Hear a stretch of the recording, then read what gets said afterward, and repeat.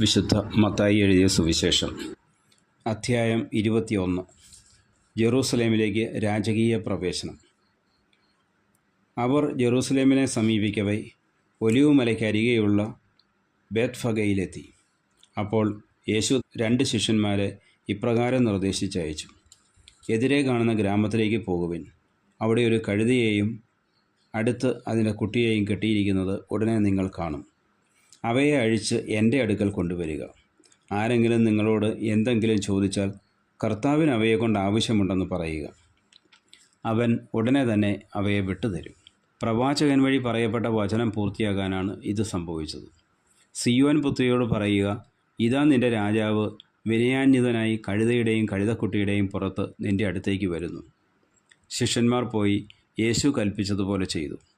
അവർ കഴുതയെയും കഴുതക്കുട്ടിയെയും കൊണ്ടുവന്ന് അവയുടെ മേൽ വസ്ത്രങ്ങൾ വിരിച്ചു. അവൻ കയറിയിരുന്നു. ജനക്കൂട്ടത്തിൽ വളരെ പേർ വഴിയിൽ തങ്ങളുടെ വസ്ത്രങ്ങൾ വിരിച്ചു. മറ്റു ചിലരാകട്ടെ വൃക്ഷങ്ങളിൽ നിന്ന് ചില്ലകൾ മുറിച്ച് വഴിയിൽ നിരത്തി. യേശുവിന് മുമ്പിലും പിമ്പിലും നടന്നിരുന്ന ജനങ്ങൾ ആർത്തു വിളിച്ചു: ദാവീദിൻ്റെ പുത്രന് ഹോസാന! കർത്താവിൻ്റെ നാമത്തിൽ വരുന്നവൻ അനുഗ്രഹീതൻ! ഉന്നതങ്ങളിൽ ഹോസാന! അവൻ ജെറൂസലേമിൽ പ്രവേശിച്ചപ്പോൾ നഗരം മുഴുവൻ ഇളകി വശായി. ആരാണിവൻ എന്ന് ചോദിച്ചു. ജനക്കൂട്ടം പറഞ്ഞു: ഇവൻ ഗലീലിയയിലെ നസ്രത്തിൽ നിന്നുള്ള പ്രവാചകനായ യേശുവാണ്. ദേവാലയ ശുദ്ധീകരണം. യേശു ദേവാലയത്തിൽ പ്രവേശിച്ച് അവിടെ ക്രയവിക്രയം ചെയ്തുകൊണ്ടിരുന്നവരെ എല്ലാം പുറത്താക്കി. നാണയം മാറ്റക്കാരുടെ മേശകളും പ്രാവു വിൽപ്പനക്കാരുടെ ഇരിപ്പിടങ്ങളും അവൻ തട്ടിമറിച്ചിട്ടു. അവൻ അവരോട് പറഞ്ഞു: എൻ്റെ ഭവനം പ്രാർത്ഥനാലയം എന്ന് വിളിക്കപ്പെടും എന്നെഴുതപ്പെട്ടിരിക്കുന്നു. നിങ്ങളോ അത് കവർച്ചക്കാരുടെ ഗുഹയാക്കുന്നു. അന്ധന്മാരും മുടന്തന്മാരും ദേവാലയത്തിൽ അവൻ്റെ അടുത്തെത്തി. അവൻ അവരെ സുഖപ്പെടുത്തി. അവൻ ചെയ്ത വിസ്മയകരമായ പ്രവൃത്തികളെയും ദാവീദിൻ്റെ പുത്രന് ഹോസാന എന്നുദ്ഘോഷിച്ച് ദേവാലയത്തിൽ ആർപ്പ് വിളിക്കുന്ന കുട്ടികളെയും കണ്ടപ്പോൾ പ്രധാന പുരോഹിതന്മാരും നിയമജ്ഞരും രോഷാകുലരായി. അവർ അവനോട് പറഞ്ഞു: ഇവരെന്താണ് പറയുന്നതെന്ന് നീ കേൾക്കുന്നില്ലേ?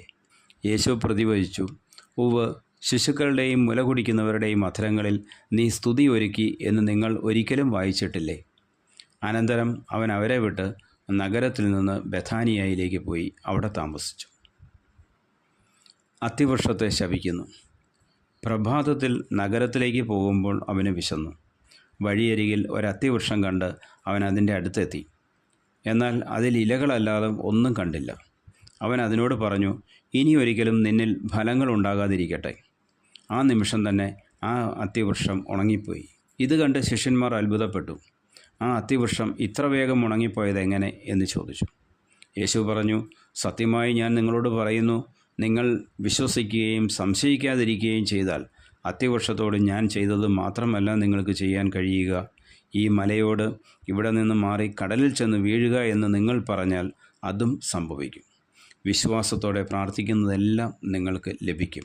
യേശുവിൻ്റെ അധികാരം. അവൻ ദേവാലയത്തിലെത്തി പഠിപ്പിച്ചുകൊണ്ടിരിക്കുമ്പോൾ പ്രധാന പുരോഹിതന്മാരും ജനപ്രമാണികളും അവനെ സമീപിച്ച് ചോദിച്ചു: എന്തധികാരത്തിലാണ് നീ ഇതൊക്കെ ചെയ്യുന്നത്? നിനക്ക് ഈ അധികാരം നൽകിയത് ആരാണ്? യേശു പറഞ്ഞു: ഞാൻ നിങ്ങളോട് ഒന്ന് ചോദിക്കട്ടെ. നിങ്ങൾ എന്നോട് ഉത്തരം പറഞ്ഞാൽ എന്തധികാരത്തിലാണ് ഞാൻ ഇവയൊക്കെ ചെയ്യുന്നതെന്ന് നിങ്ങളോടും പറയാം. യോഹന്നാൻ്റെ ജ്ഞാനസ്നാനം എവിടെ നിന്നായിരുന്നു? സ്വർഗത്തിൽ നിന്നോ മനുഷ്യരിൽ നിന്നോ? അവർ പരസ്പരം ആലോചിച്ചു. സ്വർഗത്തിൽ നിന്ന് എന്ന് നാം പറഞ്ഞാൽ പിന്നെ എന്തുകൊണ്ട് നിങ്ങൾ അവനെ വിശ്വസിച്ചില്ല എന്നവൻ ചോദിക്കും. മനുഷ്യരിൽ നിന്ന് എന്ന് പറഞ്ഞാലോ നാം ജനക്കൂട്ടത്തെ ഭയപ്പെടുന്നു. എന്തെന്നാൽ എല്ലാവരും യോഹന്നാനെ ഒരു പ്രവാചകനായി പരിഗണിക്കുന്നു. അതിനാൽ അവർ യേശുവിനോട് മറുപടി പറഞ്ഞു: ഞങ്ങൾക്കറിഞ്ഞുകൂടാ. അപ്പോൾ അവൻ പറഞ്ഞു: എന്തധികാരത്താലാണ് ഞാനിത് ചെയ്യുന്നതെന്ന് നിങ്ങളോട് ഞാനും പറയുന്നില്ല. 2 പുത്രന്മാരുടെ ഉപമ. നിങ്ങൾക്ക് എന്തു തോന്നുന്നു? ഒരു മനുഷ്യന് 2 പുത്രന്മാരുണ്ടായിരുന്നു. അവൻ ഒന്നാമൻ്റെ അടുത്ത് എന്ന് പറഞ്ഞു: മകനെ, പോയി ഇന്ന് മുന്തിരിത്തോട്ടത്തിൽ ജോലി ചെയ്യുക. ഞാൻ പോകാം എന്നവൻ പറഞ്ഞു. എങ്കിലും പോയില്ല. അവൻ രണ്ടാമൻ്റെ അടുത്ത് എന്ന് ഇതുതന്നെ പറഞ്ഞു. അവനാകട്ടെ, എനിക്ക് മനസ്സില്ല എന്ന് പറഞ്ഞു. എങ്കിലും പിന്നീട് പശ്ചാത്തപിച്ച് അവൻ പോയി. ഈ 2 പേരിൽ ആരാണ് പിതാവിൻ്റെ ഇഷ്ടം നിറവേറ്റിയത്? അവർ പറഞ്ഞു: രണ്ടാമൻ. യേശു പറഞ്ഞു: സത്യമായി ഞാൻ നിങ്ങളോട് പറയുന്നു, ചുങ്കക്കാരും വേശ്യകളുമായിരിക്കും നിങ്ങൾക്ക് മുമ്പേ സ്വർഗരാജ്യത്തിൽ പ്രവേശിക്കുക. എന്തെന്നാൽ യോഹന്നാൻ നീതിയുടെ മാർഗത്തിലൂടെ നിങ്ങളെ സമീപിച്ചു, നിങ്ങൾ അവനിൽ വിശ്വസിച്ചില്ല. എന്നാൽ ചുങ്കക്കാരും വേശ്യകളും അവനിൽ വിശ്വസിച്ചു. നിങ്ങളത് കണ്ടിട്ടും അവനിൽ വിശ്വസിക്കത്തക്ക വിധം അനുതപിച്ചില്ല. മുന്തിരിത്തോട്ടത്തിലെ കൃഷിക്കാരുടെ ഉപമ. മറ്റൊരു ഉപമ കേട്ടുകൊള്ളുക. ഒരു വീട്ടുടമസ്ഥൻ ഒരു മുന്തിരിത്തോട്ടം നട്ടുപിടിപ്പിച്ചു. അതിനു ചുറ്റും വേലി കെട്ടി അതിൽ ഒരു മുന്തിരിച്ചക്ക് സ്ഥാപിക്കുകയും ഗോപുരം നിർമ്മിക്കുകയും ചെയ്തു. അനന്തരം അത് കൃഷിക്കാരെ ഏൽപ്പിച്ചിട്ട് അവൻ പോയി. വിളവെടുപ്പ് കാലം വന്നപ്പോൾ അവൻ പഴങ്ങൾ ശേഖരിക്കാൻ ഭൃത്യന്മാരെ കൃഷിക്കാരുടെ അടുത്തേക്ക് അയച്ചു. എന്നാൽ കൃഷിക്കാർ ഭൃത്യന്മാരിൽ ഒരുവനെ പിടിച്ച് അടിക്കുകയും മറ്റൊരുവനെ കൊല്ലുകയും വേറൊരുവനെ കല്ലെറിയുകയും ചെയ്തു. വീണ്ടും അവൻ ആദ്യത്തേതിൽ കൂടുതൽ ഭൃത്യന്മാരെ അയച്ചു. അവരോടും കൃഷിക്കാർ അപ്രകാരം തന്നെ പ്രവർത്തിച്ചു. പിന്നീട് അവൻ, എൻ്റെ പുത്രനെ അവർ ബഹുമാനിക്കും എന്ന് പറഞ്ഞ് സ്വപുത്രനെ തന്നെ അവരുടെ അടുത്തേക്ക് അയച്ചു. അവനെ കണ്ടപ്പോൾ കൃഷിക്കാർ പരസ്പരം പറഞ്ഞു, ഇവനാണ് അവകാശി, വരുവിൻ, നമുക്കിവനെ കൊന്ന് അവകാശം കരസ്ഥമാക്കാം. അവർ അവനെ പിടിച്ച് മുന്തിരിത്തോട്ടത്തിന് വെളിയിലേക്ക് എറിഞ്ഞു കൊന്നുകളഞ്ഞു. അങ്ങനെയെങ്കിൽ മുന്തിരിത്തോട്ടത്തിൻ്റെ ഉടമസ്ഥൻ വരുമ്പോൾ അവൻ ആ കൃഷിക്കാരോട് എന്തു ചെയ്യും? അവർ പറഞ്ഞു, അവൻ ആ ദുഷ്ടരെ നിഷ്ഠൂരമായി നശിപ്പിക്കുകയും യഥാകാലം ഫലം കൊടുക്കുന്ന മറ്റ് കൃഷിക്കാരെ മുന്തിരിത്തോട്ടം ഏൽപ്പിക്കുകയും ചെയ്യും. യേശു അവരോട് ചോദിച്ചു, പണിക്കാർ ഉപേക്ഷിച്ച് കളഞ്ഞ കല്ല് തന്നെ മൂലക്കല്ലായി തീർന്നു. ഇത് കർത്താവിൻ്റെ പ്രവൃത്തിയാണ്. നമ്മുടെ ദൃഷ്ടികൾക്ക് ഇത് അത്ഭുതകരമായിരിക്കുന്നു എന്ന് വിശുദ്ധ ലിഖിതത്തിൽ നിങ്ങൾ വായിച്ചിട്ടില്ലേ? അതുകൊണ്ട് ഞാൻ നിങ്ങളോട് പറയുന്നു, ദൈവരാജ്യം നിങ്ങളിൽ നിന്നെടുത്ത് ഫലം പുറപ്പെടുവിക്കുന്ന ജനതയ്ക്ക് നൽകപ്പെടും. ഈ കല്ലിൽ വീഴുന്നവൻ തകർന്നു പോകും. ഇത് ആരുടെ മേൽ വീഴുന്നുവോ അവനെ അത് ധൂളിയാക്കും. പ്രധാന പുരോഹിതന്മാരും ഫരിസയരും അവൻ്റെ ഉപമകൾ കേട്ടപ്പോൾ അവൻ തങ്ങളെപ്പറ്റിയാണ് സംസാരിക്കുന്നതെന്ന് മനസ്സിലാക്കി. അവർ അവനെ പിടികൂടാൻ ശ്രമിച്ചെങ്കിലും ജനക്കൂട്ടത്തെ ഭയപ്പെട്ടു. കാരണം ജനങ്ങൾ അവനെ പ്രവാചകനായി പരിഗണിച്ചിരുന്നു. ശേഷം അധ്യായം 22. വിവാഹ വിരുന്നിൻ്റെ ഉപമ. യേശു വീണ്ടും ഉപമകൾ വഴി അവരോട് സംസാരിച്ചു. സ്വർഗരാജ്യം തൻ്റെ പുത്രനു വേണ്ടി വിവാഹ വിരുന്നൊരുക്കിയ രാജാവിന് സദൃശ്യം. വിവാഹ വിരുന്നിന് ക്ഷണിക്കപ്പെട്ടവരെ വിളിക്കാൻ അവൻ ഭൃത്യന്മാരെ അയച്ചു. എന്നാൽ വരാൻ അവർ വിസമ്മതിച്ചു. വീണ്ടും അവൻ വേറെ ഭൃത്യന്മാരെ അയച്ചുകൊണ്ട് പറഞ്ഞു, ഇതാ വിരുന്ന് സജ്ജമായിരിക്കുന്നു. എൻ്റെ കാളകളെയും കൊഴുത്ത മൃഗങ്ങളെയും കൊന്ന് എല്ലാം തയ്യാറാക്കി കഴിഞ്ഞു. വിവാഹ വിരുന്നിന് വരിക എന്ന് ക്ഷണിക്കപ്പെട്ടവരോട് ചെന്ന് പറയുവൻ. എന്നാൽ ക്ഷണിക്കപ്പെട്ടവർ അത് വകവയ്ക്കാതെ ഒരുവൻ വയലിലേക്കും വേറൊരുവൻ വ്യാപാരത്തിനും പോയി കളഞ്ഞു. മറ്റുള്ളവർ ആ ഭൃത്യന്മാരെ പിടികൂടി അവരെ അപമാനിക്കുകയും വധിക്കുകയും ചെയ്തു. രാജാവ് ക്രുദ്ധനായി സൈന്യത്തെ അയച്ച് ആ കൊലപാതകികളെ നശിപ്പിച്ചു. അവരുടെ നഗരം അഗ്നിക്കിരയാക്കി. അനന്തരം അവൻ ഭൃത്യന്മാരോട് പറഞ്ഞു, വിവാഹ വിരുന്ന് തയ്യാറാക്കിയിരിക്കുന്നു, എന്നാൽ ക്ഷണിക്കപ്പെട്ടവർ അയോഗ്യരായിരുന്നു. അതിനാൽ നിങ്ങൾ വഴിക്കവലകളിൽ ചെന്ന് അവിടെ കണ്ടെത്തുന്നവരെയെല്ലാം വിവാഹ വിരുന്നിന് ക്ഷണിക്കുവിൻ. ആ ഭൃത്യന്മാർ നിരത്തുകളിൽ ചെന്ന് ദുഷ്ടരും ശിഷ്ടരും ഉൾപ്പെടെ കണ്ടെത്തിയവരെയെല്ലാം വിളിച്ചുകൂട്ടി. അങ്ങനെ വിരുന്നുശാല അതിഥികളെ കൊണ്ട് നിറഞ്ഞു. അതിഥികളെ കാണാൻ രാജാവ് എഴുന്നള്ളിയപ്പോൾ വിവാഹവസ്ത്രം ധരിക്കാത്ത ഒരാളെ അവിടെ കണ്ടു. രാജാവ് അവനോട് ചോദിച്ചു, സ്നേഹിത, വിവാഹവസ്ത്രം ധരിക്കാതെ നീ ഇവിടെ പ്രവേശിച്ചത് എങ്ങനെ? അവൻ മൗനം അവലംബിച്ചു. അപ്പോൾ രാജാവ് പരിചാരകന്മാരോട് പറഞ്ഞു, അവനെ കൈകാലുകൾ കെട്ടി പുറത്തെ അന്ധകാരത്തിലേക്ക് വലിച്ചെറിയുക. അവിടെ വിലാപവും പല്ലുകടിയുമായിരിക്കും. എന്തെന്നാൽ വിളിക്കപ്പെട്ടവർ വളരെ, തിരഞ്ഞെടുക്കപ്പെട്ടവരോ ചുരുക്കം. സീസറിന് നികുതി. അപ്പോൾ ഫരിസയർ പോയി യേശുവിനെ എങ്ങനെ വാക്കിൽ കൊടുക്കാം എന്നാലോചന നടത്തി. അവർ തങ്ങളുടെ അനുയായികളെ ഹെറോദസ് പക്ഷക്കാരോടൊത്ത് അവൻ്റെ അടുത്ത് അയച്ച് ചോദിച്ചു, ഗുരു, നീ സത്യവാനാണെന്നും ആരുടെയും മുഖം നോക്കാതെ നിർഭയനായി ദൈവത്തിൻ്റെ വഴി സത്യമായി പഠിപ്പിക്കുന്നുവെന്നും ഞങ്ങൾ അറിയുന്നു. അതുകൊണ്ട് ഞങ്ങളോട് പറയുക, നിനക്കെന്തു തോന്നുന്നു? സീസറിന് നികുതി കൊടുക്കുന്നത് നിയമാനുസൃതമാണോ അല്ലയോ? അവരുടെ ദുഷ്ടത മനസ്സിലാക്കിക്കൊണ്ട് യേശു പറഞ്ഞു, കപടനാട്യക്കാരെ, നിങ്ങൾ എന്നെ പരീക്ഷിക്കുന്നത് എന്ത്? നികുതിക്കുള്ള നാണയം എന്നെ കാണിക്കുക. അവർ ഒരു ദനാറ് അവനെ കാണിച്ചു. യേശു ചോദിച്ചു, ഈ രൂപവും ലിഖിതവും ആരുടേതാണ്? സീസറിൻ്റേത് എന്നവർ പറഞ്ഞു. അവൻ അരുളി ചെയ്തു, സീസറിനുള്ളത് സീസറിനും ദൈവത്തിനുള്ളത് ദൈവത്തിനും കൊടുക്കുക. ഇത് കേട്ട് അവർ വിസ്മയഭരിതരായി അവനെ വിട്ടുപോയി. പുനരുത്ഥാനത്തെക്കുറിച്ച്. പുനരുത്ഥാനമില്ലെന്ന് പറയുന്ന സദ്ദുക്കായർ അന്ന് തന്നെ അവനെ സമീപിച്ച് ചോദിച്ചു, ഗുരു, ഒരുവൻ സന്താനമില്ലാതെ മരിച്ചാൽ അവൻ്റെ സഹോദരൻ ആ വിധവയെ വിവാഹം ചെയ്ത് സഹോദരന് സന്താനങ്ങളെ ഉൽപ്പാദിപ്പിക്കണമെന്ന് മോശ അനുശാസിച്ചിട്ടുണ്ട്. ഞങ്ങളുടെ ഇടയിൽ 7 സഹോദരന്മാർ ഉണ്ടായിരുന്നു. ഒന്നാമൻ വിവാഹം ചെയ്തു. സന്താനമില്ലാതെ ഭാര്യയെ സഹോദരന് വിട്ടുകൊണ്ട് അവൻ മരണമടഞ്ഞു. ഇങ്ങനെ തന്നെ രണ്ടാമനും മൂന്നാമനും അങ്ങനെ 7-ാമൻ വരെയും. അവസാനം ആ സ്ത്രീയും മരിച്ചു. അതിനാൽ പുനരുത്ഥാനത്തിൽ അവൾ ഈ 7 പേരിൽ ആരുടെ ഭാര്യയായിരിക്കും? അവർക്കെല്ലാം അവൾ ഭാര്യയായിരുന്നിട്ടുണ്ടല്ലോ. യേശു മറുപടി പറഞ്ഞു, വിശുദ്ധ ലിഖിതങ്ങളോ ദൈവത്തിൻ്റെ ശക്തിയോ മനസ്സിലാക്കാത്തതിനാൽ നിങ്ങൾക്ക് തെറ്റുപറ്റിയിരിക്കുന്നു. പുനരുത്ഥാനത്തിൽ അവർ വിവാഹം ചെയ്യുകയോ ചെയ്തു കൊടുക്കുകയോ ഇല്ല. പിന്നെയോ അവർ സ്വർഗ്ഗദൂതന്മാരെ പോലെ ആയിരിക്കും. ഞാൻ അബ്രാഹത്തിൻ്റെ ദൈവവും ഇസഹാക്കിൻ്റെ ദൈവവും യാക്കോവിൻ്റെ ദൈവവുമാണ് എന്ന് മരിച്ചവരുടെ പുനരുത്ഥാനത്തെപ്പറ്റി ദൈവം നിങ്ങളോട് അരുളി ചെയ്തിരിക്കുന്നത് നിങ്ങൾ വായിച്ചിട്ടില്ലേ? അവിടുന്ന് മരിച്ചവരുടെയല്ല, ജീവിക്കുന്നവരുടെ ദൈവമാണ്. ജനക്കൂട്ടം ഇത് കേട്ടപ്പോൾ അവൻ്റെ പ്രബോധനത്തെപ്പറ്റി ആശ്ചര്യപ്പെട്ടു. സുപ്രധാന കൽപ്പനകൾ.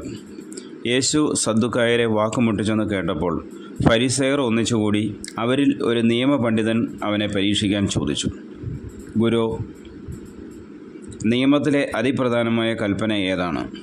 അവൻ പറഞ്ഞു, നീ നിൻ്റെ ദൈവമായ കർത്താവിനെ പൂർണ്ണ ഹൃദയത്തോടും പൂർണ്ണ ആത്മാവോടും പൂർണ്ണ മനസ്സോടും കൂടെ സ്നേഹിക്കുക. ഇതാണ് പ്രധാനവും പ്രഥമവുമായ കൽപ്പന. രണ്ടാമത്തെ കൽപ്പനയും ഇതിന് തുല്യം തന്നെ, അതായത് നിന്നെപ്പോലെ നിൻ്റെ അയൽക്കാരനെയും സ്നേഹിക്കുക. ഈ 2 കൽപ്പനകളിൽ സമസ്ത നിയമവും പ്രവാചകന്മാരും അധിഷ്ഠിതമായിരിക്കുന്നു. ക്രിസ്തു ദാവീദിൻ്റെ പുത്രൻ. ഫരിസേയർ ഒരുമിച്ച് കൂടിയപ്പോൾ യേശു അവരോട് ചോദിച്ചു, നിങ്ങൾ ക്രിസ്തുവിനെപ്പറ്റി എന്ത് വിചാരിക്കുന്നു? അവൻ ആരുടെ പുത്രനാണ്? ദാവീദിൻ്റെ എന്നവർ പറഞ്ഞു. അവൻ ചോദിച്ചു, അങ്ങനെയെങ്കിൽ ദാവീദ് ആത്മാവിനാൽ പ്രചോദിതനായി അവനെ കർത്താവ് എന്ന് വിളിക്കുന്നത് എങ്ങനെ? അവൻ പറയുന്നു, കർത്താവ് എൻ്റെ കർത്താവിനോട് അരുളി ചെയ്തു, ഞാൻ നിൻ്റെ ശത്രുക്കളെ നിൻ്റെ പാദങ്ങൾക്ക് കീഴിലാക്കുവോളും നീ എൻ്റെ വലതുഭാഗത്ത് ഉപവിഷ്ടനാവുക. ദാവീദ് അവനെ കർത്താവേ എന്ന് വിളിക്കുന്നുവെങ്കിൽ അവൻ അവൻ്റെ പുത്രനാകുന്നത് എങ്ങനെ? അവനോട് ഉത്തരമായി ഒരു വാക്കുപോലും പറയാൻ ആർക്കും കഴിഞ്ഞില്ല. അന്നു മുതൽ അവനോട് എന്തെങ്കിലും ചോദിക്കാൻ ആരും ധൈര്യപ്പെട്ടതുമില്ല. അധ്യായം 23. നിയമജ്ഞരുടെയും ഫരിസേയരുടെയും കപടനാട്യം. യേശു ജനക്കൂട്ടത്തോടും തൻ്റെ ശിഷ്യന്മാരോടും അരുളി ചെയ്തു, നിയമജ്ഞരും ഫരിസേയരും മോശയുടെ സിംഹാസനത്തിൽ ഇരിക്കുന്നു. അതിനാൽ അവർ നിങ്ങളോട് പറയുന്നതെല്ലാം അനുസരിക്കുകയും അനുഷ്ഠിക്കുകയും ചെയ്യുവൻ. എന്നാൽ അവരുടെ പ്രവൃത്തികൾ നിങ്ങൾ അനുകരിക്കരുത്. അവർ പറയുന്നു, പ്രവർത്തിക്കുന്നില്ല. അവർ ഭാരമുള്ള ചുമടുകൾ മനുഷ്യരുടെ ചുമലിൽ വെച്ചു കൊടുക്കുന്നു. സഹായിക്കാൻ ചെറുവിരൽ അനക്കാൻ പോലും തയ്യാറാകുന്നുമില്ല. മറ്റുള്ളവർ കാണുന്നതിന് വേണ്ടിയാണ് അവർ തങ്ങളുടെ പ്രവൃത്തികളെല്ലാം ചെയ്യുന്നത്. അവർ തങ്ങളുടെ നെറ്റിപ്പട്ടങ്ങൾക്ക് വീതിയും വസ്ത്രത്തിൻ്റെ തൊങ്ങലുകൾക്ക് നീളവും കൂട്ടുന്നു.